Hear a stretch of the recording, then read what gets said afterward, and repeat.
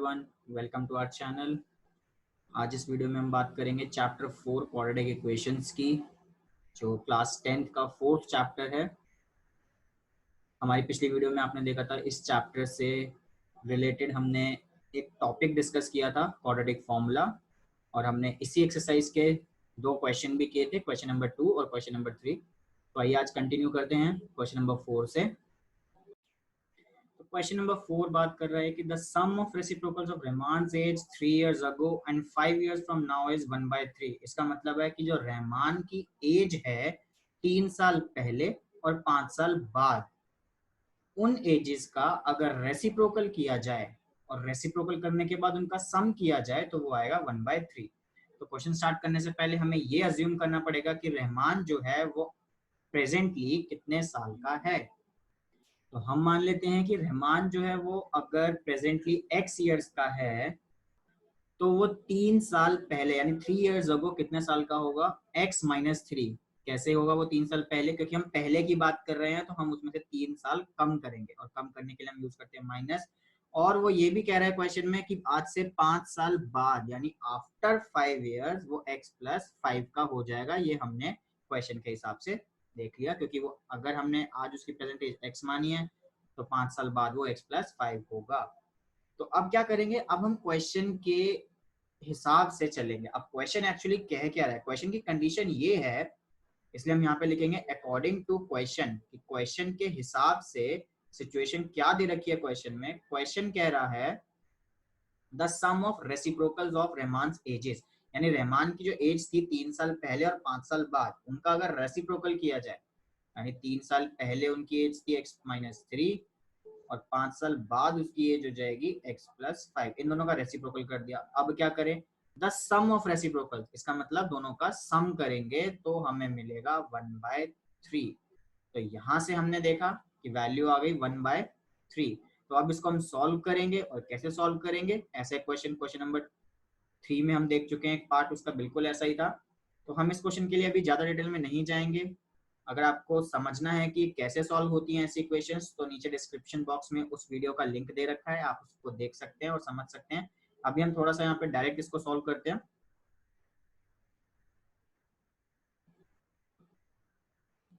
तो यहाँ पे देख सकते हैं हमने कुछ स्टेप यहाँ पे डायरेक्ट लिख दिए कि डिनोमिनेटर को मल्टीप्लाई किया, उसका न्यूमरेटर के साथ मल्टीप्लिकेशन करने के बाद x और x हो गया 2x, 5 माइनस 3 2, और नीचे न्यूमरेटर डिनोमिनेटर को हमने ऐसे ही लिख दिया। फिर दोनों साइड क्रॉस मल्टीप्लाई किया तो 3 वहां जाके आप देख सकते हैं यहाँ पे 3 मल्टीप्लाई में हो गया, और x माइनस 3 x प्लस 5 वहां जाके 1 से मल्टीप्लाई हो गया। तो ये पूरा सॉल्व करने के बाद आपको यहाँ से इक्वेशन मिल जाएगी x square minus 4x minus 21। अब इस क्वेश्चन में यहाँ कहीं नहीं लिखा कि वो हमें मिडिल टर्म स्प्लिटिंग से करना है या फिर हमें क्वाड्रेटिक फॉर्मूला से करना है। तो फ्रेंड्स आप यहाँ पे कोई भी मेथड लगा सकते हैं। हम यहाँ पे आपको क्वाड्रेटिक फॉर्मूला से सॉल्व करके दिखाएंगे। तो क्वाड्रेटिक फॉर्मूला जैसे कि हम अपनी पिछली वीडियोस में डिस्कस कर चुके हैं, उसका फॉर्मूला होता है minus B plus minus square root B square minus 4ac divided by 2a। आप यहाँ से a b c की वैल्यूज डालिए। वो कैसे डालते हैं, अगर आपको कोई डाउट हो तो आप, जैसा कि बताया आपको, आप देख सकते हैं वीडियोस को। तो आप यहाँ से देखेंगे कि आपको यहाँ पे वैल्यूज मिल जाएंगे, पुट की इनकी वैल्यूज और सॉल्व करके यहाँ पे आपको 4 प्लस माइनस 10/2 यानी एक बार प्लस एक बार माइनस लेने पे आपको मिलेगा 7 और माइनस 3। यानी जो x की वैल्यूज थी वो या तो 7 होगी या माइनस 3 होगी। अब x हमने अज्यूम क्या किया था, x हमने अज्यूम किया था कि रहमान की प्रेजेंट एज। अब एज नेगेटिव तो हो नहीं सकती, इसलिए ये हमारी कैंसिल आउट हो जाएगी, इसको हम इग्नोर कर देंगे। तो हमारा आंसर, करेक्ट आंसर आएगा 7। क्यों आया 7, क्योंकि एज नेगेटिव नहीं हो सकती, इसलिए हमारा आंसर आ गया 7। तो आपको ये मेंशन करना पड़ेगा कि age can not be negative, therefore age of Rahman is 7। तो आइए बढ़ते नेक्स्ट क्वेश्चन पे। सो नेक्स्ट क्वेश्चन कहता है in a class test the sum of Shefali's marks in maths and English is 30। यानी एक गर्ल है शेफाली जिसके मार्क्स का जो सम है, यानी दो सब्जेक्ट्स के मार्क्स मिलाकर 30 है। अगर उसके 2 मार्क्स ज्यादा आए होते हो, 2 मार्क्स मोर इन मैथमेटिक्स, यानी मैथ्स में अगर उसके 2 नंबर ज्यादा आए होते और 3 नंबर इंग्लिश में कम आए होते, तो उनके जो नए मार्क्स हैं उनका प्रोडक्ट 210 होता। तो हमें उनके दोनों सब्जेक्ट्स में मार्क्स निकालने हैं। तो आइए शुरू करते हैं। तो इसको स्टार्ट करने से पहले हम क्या करेंगे, हम यहाँ पे अज्यूम करेंगे दोनों में से किसी एक सब्जेक्ट के मार्क्स को x। तो दोनों को हम यहाँ पे x में किसी एक को यहाँ पे हम यहाँ पे किसी एक को x अज्यूम करेंगे। हम यहाँ एक को x एक को y नहीं करेंगे क्योंकि ये क्वाड्रेटिक इक्वेशंस का चैप्टर है। अगर ये क्वेश्चन एग्जाम में आता है तो आप वहां से x और एक को y लेके कर सकते हैं, लेकिन इस पर्टिकुलर चैप्टर के लिए हम इसको दो वेरिएबल में सॉल्व नहीं करेंगे, हम इसको सिर्फ एक ही वेरिएबल से सॉल्व करके दिखाएंगे। आइए देखते हैं कैसे। तो अगर हम यहाँ से अगर मान लें कि शिफाली के मैथ्स में मार्क्स x हैं, हमने दोनों में से मैथ्स को मान लिया कि उसके मार्क्स मैथ्स में x हैं, तो इंग्लिश में कितने हो जाएंगे उसके 30 माइनस एक्स। क्यों होंगे यहाँ पे 30 माइनस एक्स, क्योंकि दोनों के मिला के 30 थे। तो दो चीजों का सम अगर 30 है, एक का x है तो दूसरे का हम टोटल में से सब्ट्रैक्ट करते हैं। याद रखिएगा कि अगर हमें दो चीजों का सम दे रखा है तो एक का x दूसरे का 30 माइनस एक्स। अगर सपोज कीजिए यहाँ पे अगर डिफरेंस दे रखा होता, जो कि हम अभी आगे की क्वेश्चन में भी देखेंगे, अगर दो चीजों का डिफरेंस दे रखा होता तो एक को x लेने के बाद दूसरे के लिए हम यहाँ पे 30 प्लस एक्स कर देते। बट इस केस में हमें सम की बात कर रखी है, तो एक को x दूसरे को 30 माइनस एक्स। जी हाँ, इसमें उल्टा होता है, अगर सम दे रखा होता है तो दूसरे के केस में माइनस करते हैं। याद रखिएगा इस चीज को। आगे बढ़ते हैं। शेफाली के मार्क्स इंग्लिश में आ गए 30 माइनस एक्स। अब क्वेश्चन कह रहा है if she had got 2 marks more in mathematics, अगर उसके मैथ्स में 2 नंबर ज्यादा आए होते तो क्या होता। मैथ्स में उसके पहले थे x, अब 2 नंबर आए हैं ज्यादा, इसका मतलब अब उसके मार्क्स आ गए x+2। If she had got 3 marks less in English, English में उसके 3 नंबर कम आए हैं। तो पहले थे 30 माइनस एक्स, अब हो गए 30 माइनस एक्स माइनस 3। इस पूरे में से 3 और कम कर दिए तो कितना बन गया, 30 माइनस 3 हो गया 27, 27 माइनस एक्स। अब क्वेश्चन कहता है कि अकॉर्डिंग टू क्वेश्चन, यानी सिचुएशन के हिसाब से। अब क्वेश्चन में हमें सिचुएशन क्या दे रखी है, सिचुएशन कहती है कि their product of their marks would have been 210, यानी उनके जो नए नंबर है यानी x+2 और 27 माइनस एक्स, इन दोनों का जो प्रोडक्ट है वो हमें दे रखा है। आप क्वेश्चन को ध्यान से पढ़िएगा तो आपको क्वेश्चन का मतलब समझ आएगा, जिसमें वो कह रहा है कि दोनों का प्रोडक्ट, यानी जो दो नए नंबर हैं उसके, उनका प्रोडक्ट हमें 210 दे रखा है। तो यहाँ से आप देखेंगे 27 x से मल्टीप्लाई हो जाएगा, x इससे हो जाएगा, 27 फिर 2 से हो जाएगा, फिर माइनस एक्स 2 से हो जाएगा। जब आप इसको पूरा मल्टीप्लाई करेंगे और आप इसको सॉल्व करेंगे तो आप देखेंगे आपका यहाँ पे आ जाएगा x² minus 25x plus 210 minus 54। आप इसको सॉल्व कीजिएगा, आपके पास इक्वेशन आ जाएगी। तो यहाँ से आपके पास क्वाड्रेटिक इक्वेशन आ गई, x² minus 25x plus 156 equals to 0। अब यहाँ पे आप चाहे यहाँ पे स्प्लिटिंग लगाइए, आप यहाँ पे क्वाड्रेटिक फॉर्मूला यूज कीजिए, आप यहाँ से x की वैल्यू बहुत आराम से निकाल सकते हैं। तो आप इसको सॉल्व कीजिएगा, x equals to minus B plus minus B square minus 4 is equal to, जैसा कि आप क्वाड्रेटिक फॉर्मूला के बारे में जानते हैं। इनकी वैल्यूज पुट कीजिए, 4ac की वैल्यू पुट करके मल्टीप्लाई कीजिए, 624 आएगा। 625 माइनस 624 होता है 1, और 1 का स्क्वायर रूट होता है 1, तो यहाँ से 25 प्लस माइनस 1/2। जब आप इसको सॉल्व करेंगे तो आप देखेंगे एक बार प्लस एक बार माइनस लेने पे आपका आ जाएगा 25 प्लस 1/2 और 25 माइनस 1/2। जब आप इसे सॉल्व करेंगे तो आपके पास दो वैल्यू आएंगी, क्योंकि क्वाड्रेटिक इक्वेशन है। 25 प्लस 1 26/2 जो कि होता है 13, और 25 माइनस 1 यानी 24/2 12, यानी x की यहाँ से दो वैल्यू आ गई। अब x की जो दो वैल्यूज आई हैं उसका मतलब क्या है, x था हमारा मार्क्स इन मैथमेटिक्स, यानी मैथ्स में मार्क्स हो गए उसके 13 या फिर 12।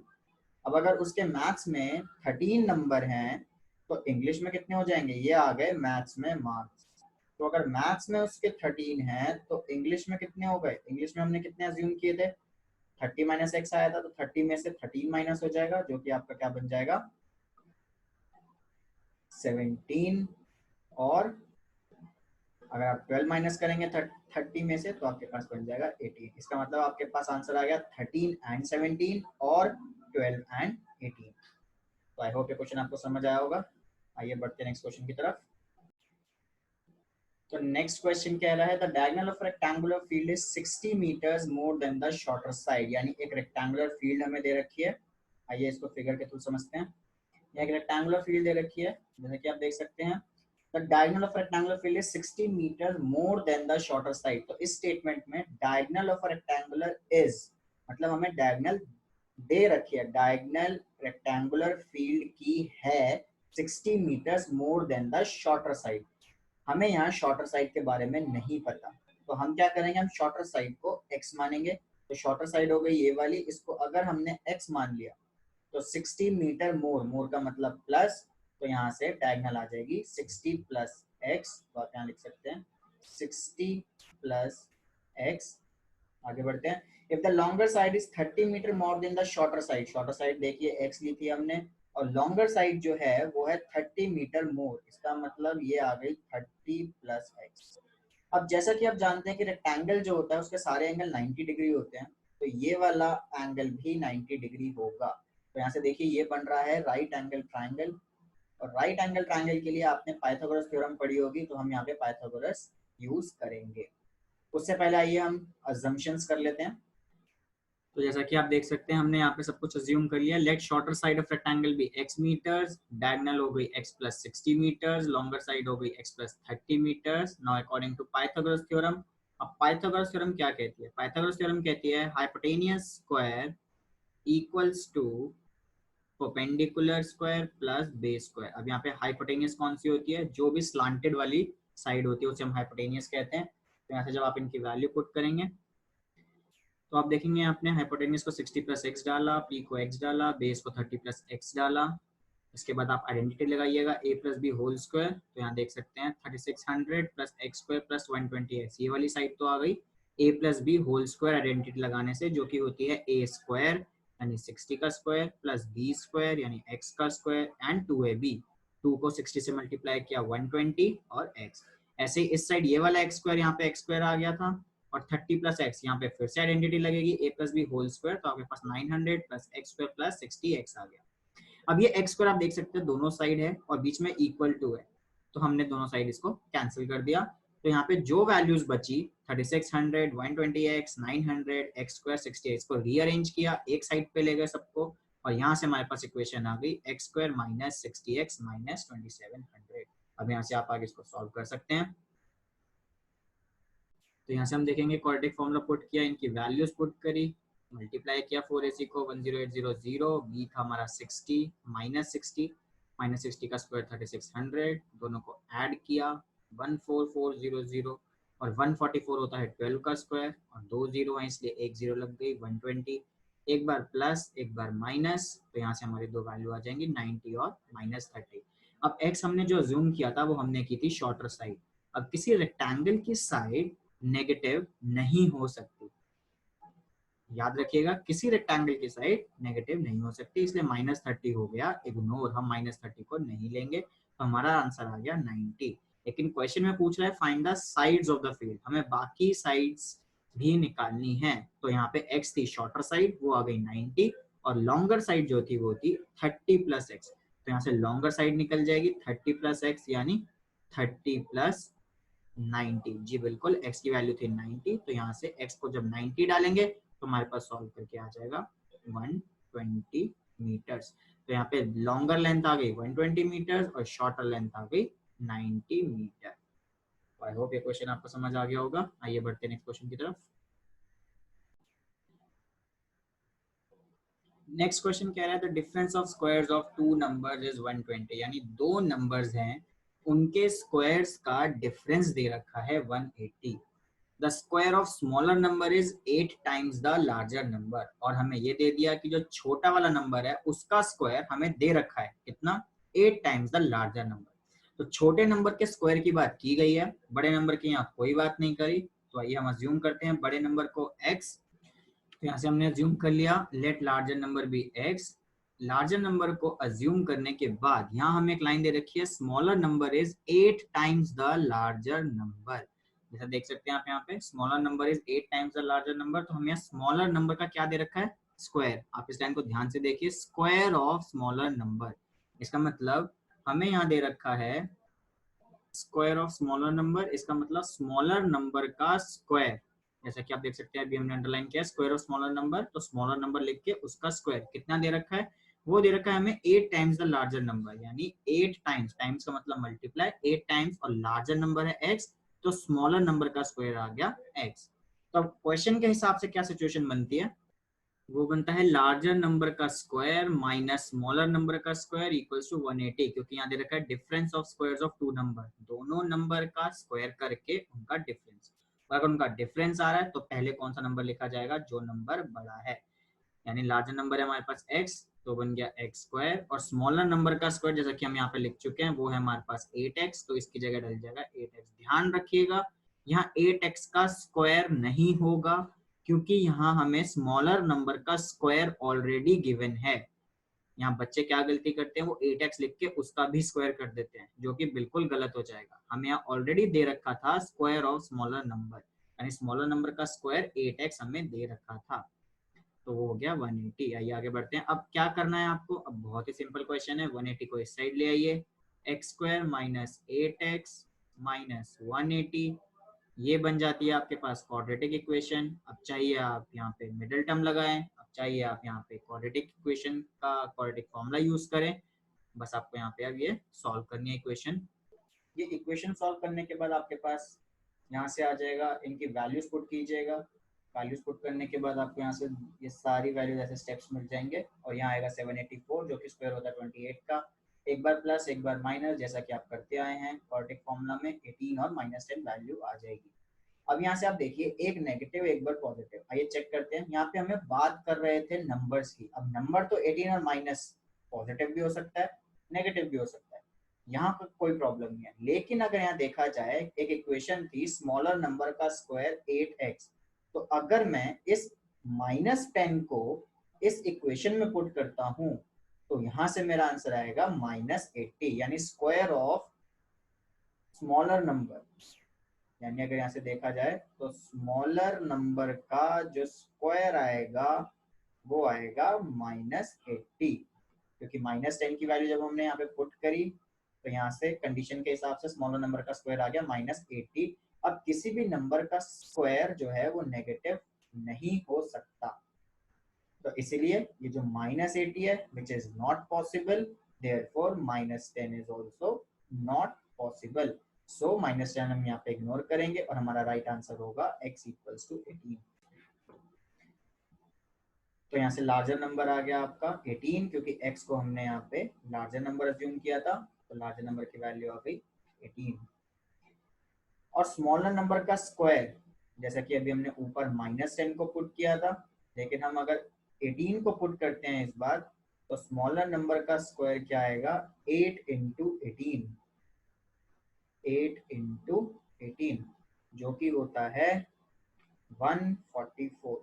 तो square of smaller number is 144, यानी स्क्वायर जो है स्मॉलर नंबर का वो 144 है। तो स्मॉलर नंबर कितना हो गया यहाँ से, तो स्मॉलर नंबर हो गया ऐसा नंबर जिसका स्क्वायर 144 हो, यानी 12। तो यहाँ से दो नंबर आ गए, लार्जर नंबर 18 और स्मॉलर नंबर 12। तो आई होप ये क्वेश्चन क्लियर है आपको। आइए बढ़ते हैं आगे, आइए बढ़ते हैं नेक्स्ट क्वेश्चन पे। तो क्वेश्चन नंबर 8 कह रहा है a train travel 360 kilometre at a uniform speed, if the speed had been 5 kilometre per hour more it would have taken 1 hour less. यानी इसमें दो केस बनेंगे, एक केस में 360 किलोमीटर ट्रेवल किया गया है कुछ यूनिफॉर्म स्पीड से, तो ये हम अज्यूम करते हैं कि जो वो स्पीड है वो x है, क्योंकि हमें स्पीड के बारे में फर्स्ट केस में स्पीड के बारे में कुछ नहीं पता। यहाँ लिखा तो है 5 किलोमीटर पर आवर, लेकिन ये कह रहा है अगर 5 किलोमीटर पर आवर ज्यादा हो जाती, ज्यादा किससे हो जाती हमें वो नहीं पता, इसलिए हम यहाँ पे अज्यूम करेंगे स्पीड को x, स्पीड हो गई x, डिस्टेंस हो गया 360, और यहाँ से हम देखें कि अगर आप देखें यहाँ पे टाइम, टाइम कितना होगा, जो टाइम होगा वो होगा हमारा फॉर्मूले के हिसाब से डिस्टेंस अपॉन स्पीड। टाइम का फॉर्मूला होता है डिस्टेंस अपॉन स्पीड, डिस्टेंस हो गया 360, स्पीड हो गई x, तो यहाँ से आ गया 360 अपॉन x।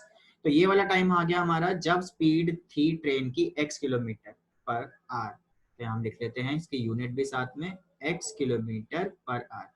अब अगर क्वेश्चन में जैसे दे रखा है speed had been 5 kilometre per hour more, अगर यहाँ पे स्पीड जो है वो 5 किलोमीटर पर आवर मोर होती तो जो न्यू स्पीड है वो क्या बन जाती? जो न्यू स्पीड है वो बन जाती पहली वाली स्पीड से 5 ज्यादा, यानी x plus 5 kilometre per our, लेकिन सेम डिस्टेंस के लिए, क्योंकि यहाँ पे देखिए यहाँ लिखा है सेम जर्नी, तो डिस्टेंस हो गया यहाँ पे सेम, जो कि होगा 360 किलोमीटर ही। अब आप यहाँ पे ये सोच रहे होंगे कि इस क्वेश्चन में टाइम तो हमें दे रखा है 1 आवर, तो ये 1 आवर है क्या, हम उसके बारे में भी बात करेंगे। यहाँ से हम टाइम निकाल लेते हैं फॉर्मूले के हिसाब से, जैसा कि फॉर्मूला अभी हम बता चुके हैं, टाइम का फॉर्मूला हो जाएगा डिस्टेंस अपॉन स्पीड। तो उस फॉर्मूले के हिसाब से डिस्टेंस हो गया 360, स्पीड हो गई x प्लस 5, तो यहाँ से हमारे पास दो टाइम इंटरवल आ गए, दो टाइम आ गए, एक आ गया 360 बाय x, एक आ गया 360 बाय x प्लस 5। अब आते हैं इस वाले टाइम पे जो क्वेश्चन में दे रखा है। क्वेश्चन में कह रहा है कि एक केस है जब वो यूनिफॉर्म स्पीड से चल रहा है यानी x स्पीड से, और एक केस है जब वो 5 किलोमीटर पर आवर ज्यादा स्पीड से चल रहा है। तो दोनों केसेस में जो टाइम है उन दोनों का डिफरेंस जो है वो 1 है, क्योंकि 1 आवर लेस, एक केस में दूसरे केस से 1 घंटा कम लग रहा है। अब यहाँ पे आप नोट करने वाली बात ये है कि जो 1 घंटा किस केस में ज्यादा लग रहा है। अब हम आपको एक एग्जाम्पल से यहाँ पे समझाते हैं। अगर सपोज कीजिए आप अपने स्कूल जा रहे हैं और आप जल्दी पहुंच गए। जल्दी कब पहुंचेंगे? जब आपकी स्पीड ज्यादा होगी या कम होगी? ऑब्वियसली आप जल्दी तभी पहुंचते हैं जब आप भाग के जाते हैं या फिर अपनी स्पीड बढ़ा के जाते हैं। तो जिस केस में स्पीड ज्यादा होती है उस केस में टाइम हमें कम लगता है, यानी स्पीड और टाइम आपस में इनवर्सली प्रोपोर्शन होते हैं। आपने पढ़ा होगा 8th क्लास में डायरेक्ट और इनवर्स प्रोपोर्शन के बारे में। तो जो स्पीड है वो टाइम से इनवर्स प्रोपोर्शन होती है, किसी केस में टाइम ज्यादा लगता है, किसी केस में टाइम कम लगता है, वो किस पे डिपेंड करेगा? स्पीड में। तो टाइम ज्यादा किस में होगा? जिसमें स्पीड कम है। अब दोनों केसेस में से स्पीड किस में कम है? इसमें x थी, इसमें x प्लस 5 है, तो हमारे यहाँ से साफ क्लियर है कि जो स्पीड कम है वो x वाली है। तो हम पहले टाइम यानी अकॉर्डिंग टू क्वेश्चन करके हम पहले टाइम उस वाले का लिखेंगे जिसमें स्पीड कम है। इसका मतलब 360 अपॉन x वाला टाइम पहले लिखा जाएगा और माइनस हो जाएगा 360 बाय x प्लस 5। अब इन दोनों का टाइम का गैप हमें कितना दे रखा है क्वेश्चन में कि कितना जल्दी पहुंच रहा है वो, यानी 1 आवर लेस, यानी उसको 1 घंटा कम लग रहा है। तो यहाँ से टाइम का डिफरेंस आ गया 1। मैं एक बार दोबारा रिपीट कर देता हूँ। स्पीड और टाइम आपस में इनवर्सली प्रोपोर्शन होते हैं। स्पीड जो होती है वो इनवर्सली होती है टाइम के, अगर स्पीड ज्यादा टाइम कम। तो यहाँ क्वेश्चन कह रहा है it would have taken 1 hour less for the same journey, यानी सेम जर्नी ट्रेवल करने के लिए 1 घंटा कम लग रहा है। अब 1 घंटा कम कब लगेगा? जब वो अपनी स्पीड इंक्रीज कर देगा। स्पीड इंक्रीज करने की वजह से इसमें टाइम हमें लगा कम, इसलिए यहाँ से आ गया 360 by X minus 360 by X plus 5 equals to 1। अब आप इसको आगे फर्दर सॉल्व कर सकते हैं। तो जब आपने इसको सॉल्व किया, मल्टीप्लाई किया एलसीएम के बाद, तो यहाँ से 360x कैंसिल हो जाएगा। आप आराम से देखिए स्टेप्स को, आप देख सकते हैं। यहाँ से हमने जब इसको पूरा सॉल्व किया तो हमारे पास इक्वेशन आ गई x² प्लस 5x माइनस 1800। अब यहाँ से फिर से वही बात कि आप इसको मिडिल टर्म स्प्लिटिंग से भी सॉल्व कर सकते हैं और आप इसको क्वाड्रेटिक से भी सॉल्व कर सकते हैं, जो आपको इजी लगता हो उससे सॉल्व कीजिए। हमने इसको यहाँ से क्वाड्रेटिक फॉर्मूले से सॉल्व किया है, वैल्यूज पुट की हैं, मल्टीप्लाई किया है, 7 to 100 आया है, उसको ऐड किया 7 to 5 जो कि होता है 85 का स्क्वायर। यहाँ से हमने इसको सॉल्व किया तो यहाँ से हमारे पास देखिए दो वैल्यू आ गई, एक बार प्लस एक बार माइनस लेने पे 40 और माइनस 45। अब ये x हमने क्या अज्यूम किया था? हमने अज्यूम किया था x जो है वो स्पीड ऑफ द ट्रेन है, इसलिए वो नेगेटिव नहीं हो सकती। Speed can not be negative, therefore minus 45 is neglected. तो यहाँ से स्पीड आ गई हमारे पास 40 किलोमीटर पर आवर। तो हमारा यहाँ से क्या आंसर आ जाता है? Speed of the train is 40 kilometre per our. तो आई होप ये समझ आ गया होगा आपको। आइए आगे बढ़ते हैं। क्वेश्चन 9 कहता है two water taps together can fill a tank in 9 3/8 hours, यानी दो वाटर टैप्स की बात हो रही है जो दोनों मिलकर इतनी देर में यानी 9 3/8 आवर्स में दोनों मिलकर एक टैंक को कंप्लीटली फिल कर रहे हैं। आगे क्वेश्चन कहता है the tap of larger diameter, यानी ऐसा टैप जिसका डायमीटर बड़ा है, सिंपल टर्म्स में हम बात करें तो बड़ा वाला tap, takes 10 hours less than the smaller one, यानी वो 10 घंटे कम ले रहा है छोटे टैप से।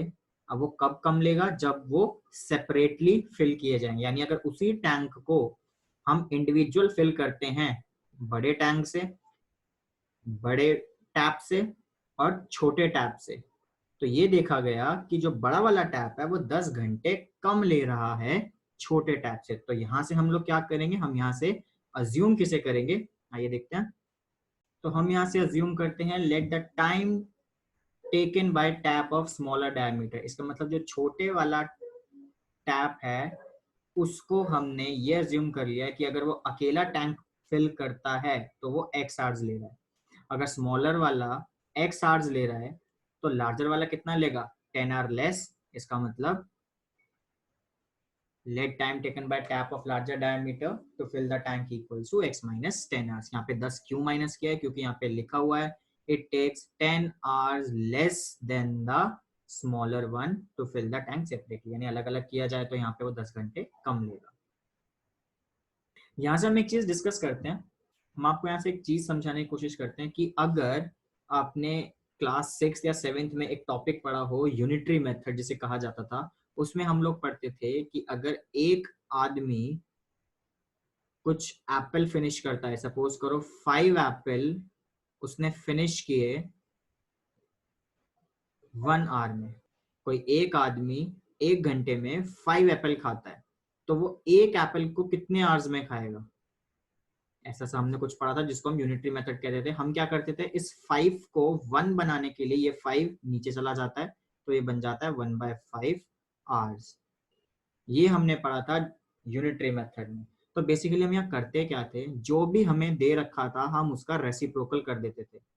5 था तो यहाँ एक एप्पल का निकालने के लिए बन गया 1/5, इस 1 को कहते हैं यूनिटरी, तो यूनिटरी बनाने के लिए ये बन गया 1/5। ऐसे ही अगर हम इस क्वेश्चन में इस चीज को अप्लाई करें तो हम यहाँ से देखते हैं कि वो जो टैप है स्मॉलर डायमीटर वाला, वो उस एक टैंक को भरने में x आवर्स ले रहा है, यानी x आवर्स में वो क्या कर रहा है, एक टैंक को कंप्लीटली फिल कर रहा है। तो अगर इसको मैं देखो कि एक आवर में कितना फिल करेगा ये, तो एक आर बनाने के लिए इसको हम क्या करेंगे, हम इस x को रेसिप्रोकल कर देंगे, तो ये क्या बन गया 1/x part of the tank. ये हमने क्या लिखा, अगर x आवर्स में वो एक टैंक भर रहा है तो एक आर में वो कितना पार्ट भरेगा उस टैंक का, यहाँ ये x नीचे आ जाएगा, ये बन गया 1/x, यानी ये हो गया छोटे वाले टैप का। अब अगर बात करें बड़े वाले टैप की, तो वो ले रहा था x minus 10 hours, x minus 10 hours में वो एक कंप्लीट टैंक को फिल कर रहा है, तो ये 1 आवर में कितना टैंक फिल करेगा, वो करेगा 1/x minus 10 part of the tank. तो यहां से आई होप एक चीज क्लियर हो गई होगी कि 1 आवर में स्मॉलर टैप का हो गया 1/x पार्ट, और 1 आवर में बिगर टैप का हो गया यानी लार्जर टैप का हो गया 1/x minus 10 part of the tank. आइए इसको हम स्टेटमेंट में कैसे लिखेंगे वो देखते हैं। तो हमने यहाँ पे इसको लिखा, it means that tap of smaller diameter fills 1/x part of tank in 1 hour, tap of larger diameter fills 1/x minus 10 part of tank in 1 hour. तो इस यूनिटरी मेथड के थ्रू हमने ये समझ लिया कि वो 1 आवर में अगर सेपरेटली भरे, यानी 1 घंटे में वो सेपरेटली इतना पार्ट भरेगा, अगर 1 घंटे के लिए लार्जर टैप को लगाया जाता है तो वो इतना पार्ट भरेगा।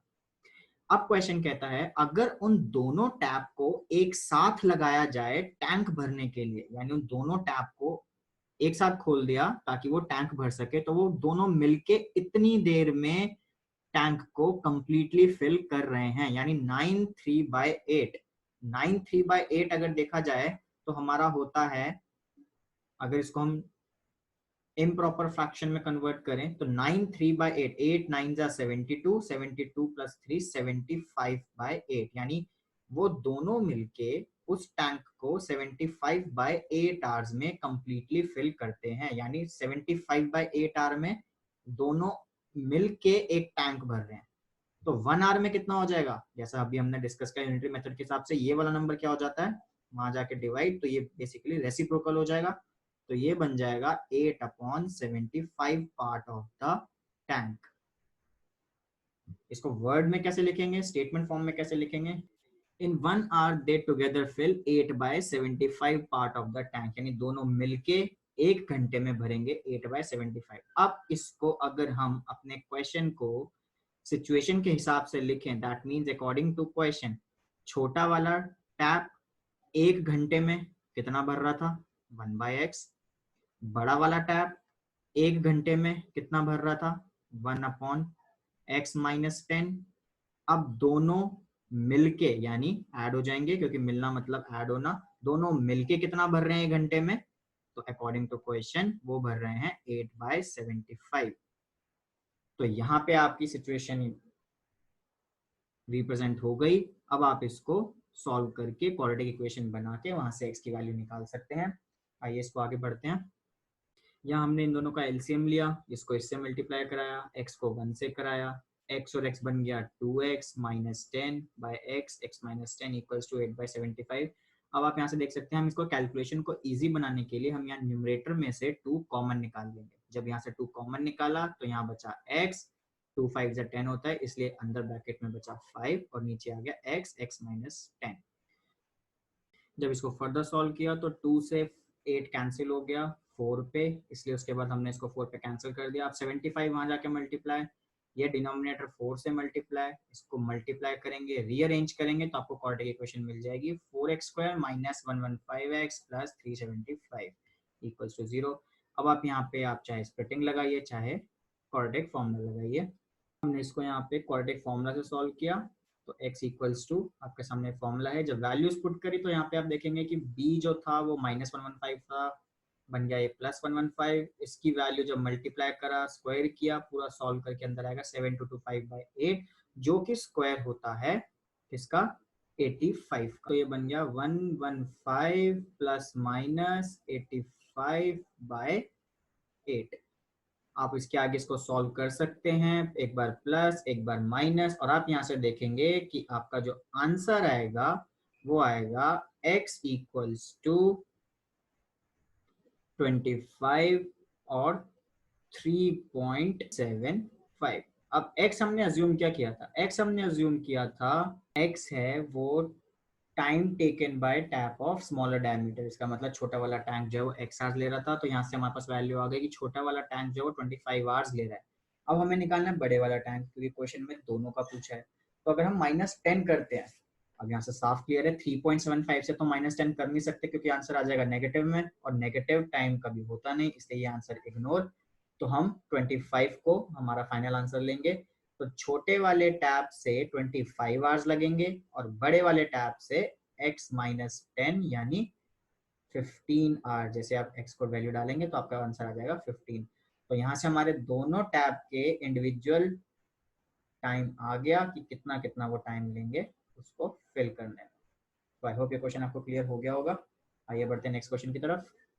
तो नेक्स्ट क्वेश्चन कहता है an express train takes 1 hour less than a passenger train, यानी जो एक्सप्रेस ट्रेन है वो 1 घंटा कम लेती है पैसेंजर ट्रेन से, अगर दोनों ही 132 किलोमीटर ट्रेवल करें। तो यहाँ से हमें क्लियर है, हम यहाँ से 2 केसेस बना लेते हैं। एक केस बनाते हैं हम एक्सप्रेस ट्रेन का और एक केस बनाते हैं हम पैसेंजर ट्रेन का। आइए शुरू करते हैं। यहाँ पे हमने अज्यूम कर लिया let average speed of passenger train is x kilometre. हमने पैसेंजर ट्रेन को x क्यों किया, हमने एक्सप्रेस को क्यों नहीं किया?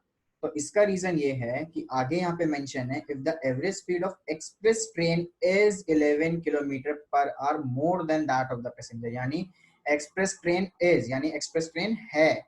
यहाँ पे एक्सप्रेस ट्रेन के बारे में दे रखा है, किसके बारे में नहीं दे रखा, पैसेंजर ट्रेन के बारे में, इसलिए हमने पैसेंजर ट्रेन को एक्सलेट किया है। और यहाँ से एक्सप्रेस ट्रेन की स्पीड आ जाएगी x प्लस 11, क्योंकि 11 kilometre per hour more than की बात हो रही है। अब दोनों ही सेम डिस्टेंस ट्रेवल कर रहे हैं 132, इसलिए हम क्या करेंगे, हम यहाँ लिख देंगे 132 और यहाँ पे भी डिस्टेंस लिख देंगे 132। आगे बढ़ते हैं। अब जैसा कि हम पिछले क्वेश्चन में भी डिस्कस कर चुके हैं, दोनों का जब हम टाइम निकालेंगे, दोनों का जब हमने टाइम निकाला तो टाइम का फॉर्मूला होता है डिस्टेंस अपॉन स्पीड। तो डिस्टेंस अपॉन स्पीड के हिसाब से देखें तो यहाँ पे डिस्टेंस है 132, इसकी स्पीड है x, तो यहाँ से आ गया 132/x आवर्स।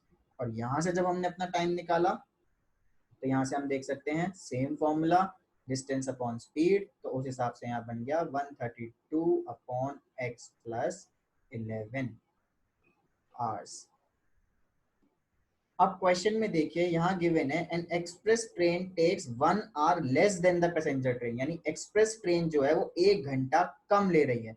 अब हमने क्वेश्चन नंबर 8 में भी कुछ ऐसे डिस्कस किया था कि 1 आवर का गैप है, हम दोनों के टाइम डिफरेंसेस को 1 लिखेंगे, लेकिन कौन सा वाला टाइम बड़ा होगा, जिसकी स्पीड कम होगी उसका टाइम ज्यादा होगा, क्योंकि दोनों क्या होते हैं, स्पीड और टाइम इनवर्सली प्रोपोर्शन होते हैं।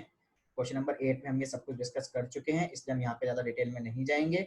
तो स्पीड यहाँ पे कम है पैसेंजर ट्रेन की, यहाँ है x, यहाँ है x प्लस 11, तो स्पीड यहाँ पे कम है पैसेंजर ट्रेन की, इसलिए हम यहाँ अकॉर्डिंग टू क्वेश्चन मेंशन करके हम दोनों के टाइम डिफरेंसेस को सब्ट्रैक्ट करेंगे और यहाँ आगे रहेगा वो वाला टाइम जो बड़ा है, यानी ज्यादा टाइम जिसमें लग रहा है, और ज्यादा टाइम लगेगा जिसकी स्पीड कम है। मैं बार बार यहाँ पे आपको रिवाइज करा रहा हूँ ये चीज, आप इस चीज को अपने माइंड में बिठा लीजिए कि टाइम किसका ज्यादा, जिसकी स्पीड कम। तो दोनों का टाइम डिफरेंस आ गया 1। अब आगे तो आपको पता ही है क्या करना है, इसको सॉल्व कीजिए, क्वाड्रेटिक इक्वेशन बनाइए और वहां से स्प्लिटिंग लगाइए या फिर क्वाड्रेटिक फॉर्मूला लगाइए। कुछ स्टेप्स यहाँ पे हमने मेंशन कर दिए। 132 को x प्लस 11 से मल्टीप्लाई, एलसीएम लिया और सेम उसी तरीके से सॉल्व किया जैसा अभी तक हम करते आए हैं। यहाँ पे आप ये ऑब्जर्व करेंगे कि 132x और ये 132x कैंसिल,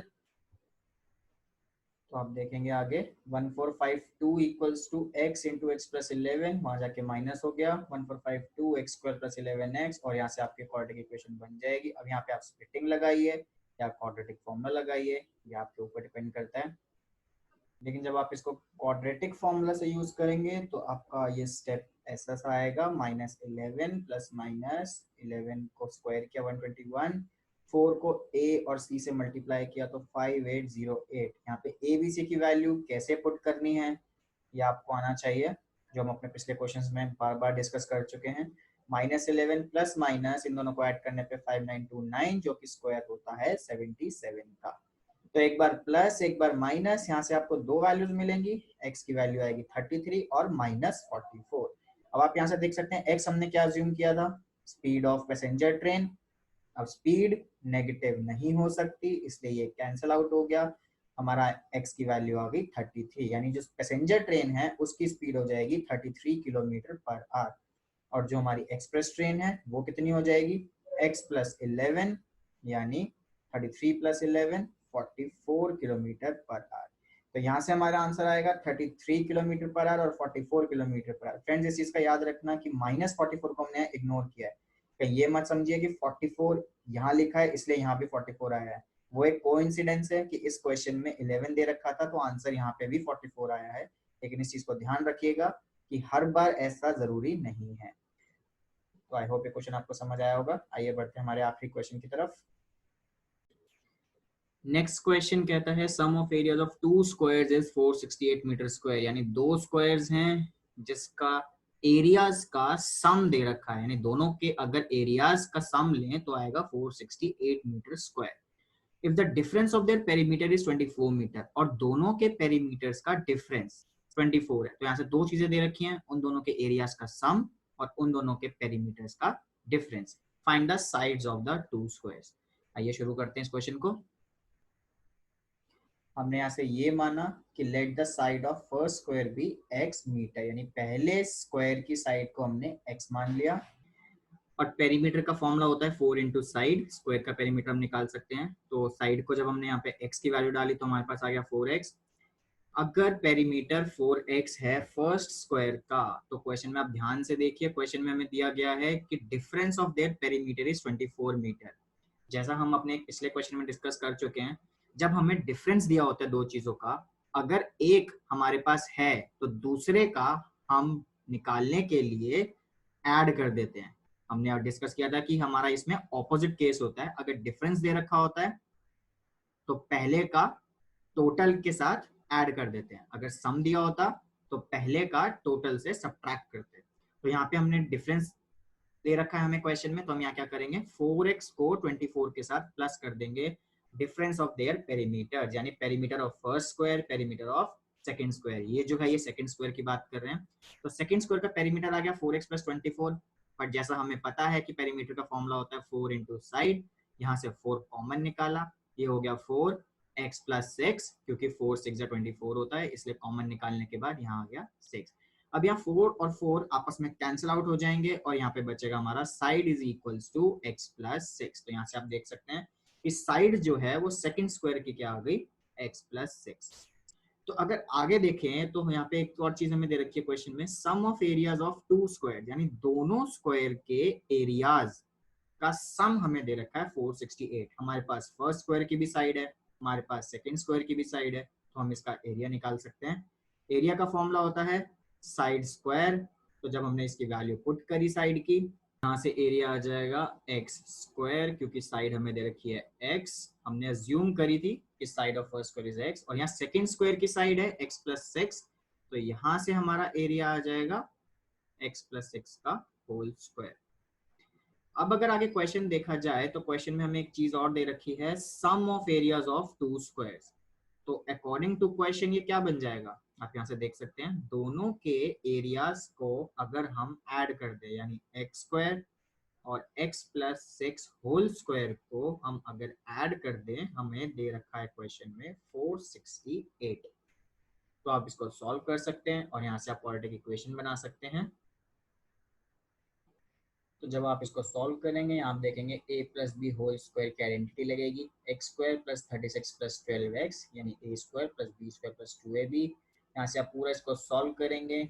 आप इस वाली इक्वेशन में ध्यान से देखिए 2 है, लेकिन नीचे वाली इक्वेशन में 2 नहीं है। ऐसा इसलिए है क्योंकि हमने इस पूरी इक्वेशन में से 2 कॉमन निकाल लिया। तो जब 2 कॉमन निकाला तो यहाँ बचा 216 और यहाँ बचा 6x। तो ये आ गई हमारे पास क्वाड्रेटिक इक्वेशन। तो आप जैसा यहाँ पे देख सकते हैं, x² + 6x - 216 हमारे पास आया, हमने क्वाड्रेटिक फॉर्मूला लगाया। आप चाहे तो स्प्लिटिंग भी यूज कर सकते हैं। क्वाड्रेटिक फॉर्मूला लगाने के बाद जब इसमें a, b और c की वैल्यूज पुट करी, तो यहाँ से हमारी वैल्यू आ गई √900। 900 होता है 30 का स्क्वायर, इसको एक बार प्लस एक बार माइनस, जैसा कि हम अभी तक करते आ रहे थे, इसकी वैल्यूज ली, तो यहाँ पे हमारा आंसर आया एक बार 12 और एक बार -14। अब x हमने अज्यूम किया क्या था, x हमने अज्यूम किया था साइड ऑफ फर्स्ट स्क्वायर। तो साइड स्क्वायर की कभी माइनस में नहीं आ सकती, इसलिए ये हो जाती है इग्नोर और हमारा आंसर हो जाता है 12 मीटर। तो फर्स्ट स्क्वायर की साइड आ गई 12 मीटर और सेकंड स्क्वायर की साइड थी x + 6। इसका मतलब जो सेकंड स्क्वायर की साइड आएगी वो क्या आएगी, 18 मीटर, क्योंकि 12 + 6 क्या होता है, 18 मीटर। तो आप यहाँ से देख सकते हैं हमारे आंसर निकल गए हैं। तो फ्रेंड्स ये थे क्वेश्चन नंबर 4 से लेके क्वेश्चन नंबर 11 तक, एक्सरसाइज 4.3 के क्लास 10। तो आई होप आपको सारे क्वेश्चन समझ आए होंगे। अगर आए हैं तो आप इस वीडियो को लाइक कीजिए, चैनल को सब्सक्राइब कीजिए अगर आपने नहीं किया है तो, और अपने बाकी फ्रेंड्स के साथ भी वीडियो शेयर कीजिए ताकि उनको भी क्वेश्चन समझ आए। Thank you very much.